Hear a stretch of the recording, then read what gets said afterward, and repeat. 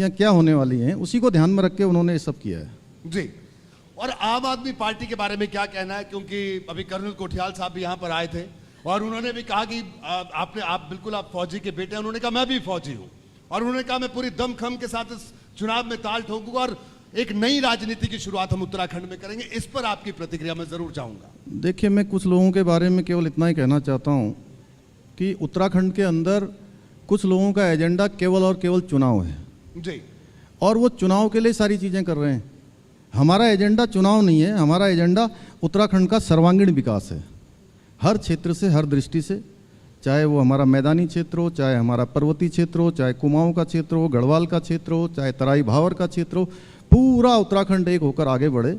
हमारा ये उद्देश्य है और यही हमारा एजेंडा है। ठीक है। तो हमें सब ये बताइए, आपकी अभी आपने गृह प्रवेश किया, हालांकि अच्छी बात है, लेकिन जो मुख्यमंत्री आवास है उत्तराखंड का, मैंने देखा है, बहुत खूबसूरत है, बहुत खूबसूरत बिल्डिंग है। और मैंने हर मुख्यमंत्री से सवाल किया कि साहब लेकिन क्या आपको डर नहीं लगता, क्योंकि कहते हैं कि उस आवास में जो गया और उसके बाद तो फिर बाहर ही आया, उस पर आपका क्या कहना? मैं जरूर चाहूंगा, ये लोगों में कौतूहल का विषय है, क्योंकि आपने इतने जल्दी, इससे पहले भी जब इसमें गृह प्रवेश हुआ पूरे देश भर से पंडित पुरोहित आए, पता नहीं कौन कौन से दोष दूर हुए, लेकिन वो दोष ही दूर नहीं हुआ, लेकिन आपने ये भी हिम्मत दिखाई। नहीं, मैं इन सब पर विश्वास नहीं करता हूँ। देखिए, मैंने कई बार पहले भी कहा, एक तो मैं कर्म पर विश्वास करता हूँ, कर्म करना चाहिए, और मैंने कभी नहीं सोचा था कि मेरे जैसे सामान्य एक नौजवान को, एक सैनिक के बेटे को मेरी पार्टी एक दिन मुख्य सेवक के रूप में काम करने का अवसर प्रदान कर देगी। और भविष्य की चिंता कभी नहीं करनी चाहिए। भविष्य में क्या होगा, वर्तमान में जीना चाहिए, न भूतकाल का प्रायश्चित करना चाहिए जो बीत गया है, न भविष्य की चिंता करनी चाहिए। तो मैं दोनों पर विश्वास करते हुए अपने कर्म पर विश्वास करता हूँ। और मुझे लगा कि भाई ये मुख्यमंत्री निवास हमारे उत्तराखंड की जन भावनाओं के अनुरूप बना है जी। भुवन चंद खंडूरी जी के समय में उसका शिलान्यास हुआ था और बहुत सारी चीज़ें उसके अंदर हैं, लोगों से मिलने का स्थान है। हाँ, बहुत और हैं, लोग आएंगे, उनके अतिथि सत्कार की व्यवस्था है।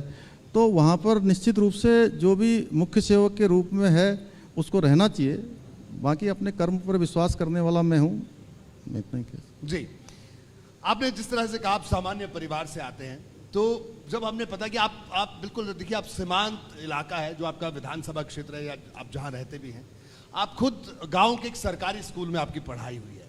और मुझे बड़ी हैरानी हुई है जानकर कि आपके बच्चे भी उसी सरकारी स्कूल में पढ़ते हैं। धामी साहब, तो ये क्या, ये मतलब इस तरह के उदाहरण बड़े कम देखने को मिलते हैं। मैं बिल्कुल मुक्त कंठ से इस बात की तारीफ करूंगा, इसमें कोई गुरेज नहीं करना चाहूंगा, लेकिन मैं चाहूंगा कि आप जरूर ये बताएं कि ये बातें लोग बोलते तो जरूर हैं, लेकिन क्या आपको कभी घर से प्रेशर नहीं हुआ कि बच्चों को कॉन्वेंट स्कूल में पढ़ाइए? देखिए, जब आप राजनीतिक क्षेत्र में या सामाजिक क्षेत्र में काम करते हैं तो सबसे ज़्यादा कोई आपके साथ सफ़र करते हैं तो वो आपका परिवार ही करता है। लेकिन हम लोगों ने देखा, चूँकि मैंने बचपन से ऐसा जीवन जिया है, मैंने देखा है कि मेरे फादर आर्मी में थे।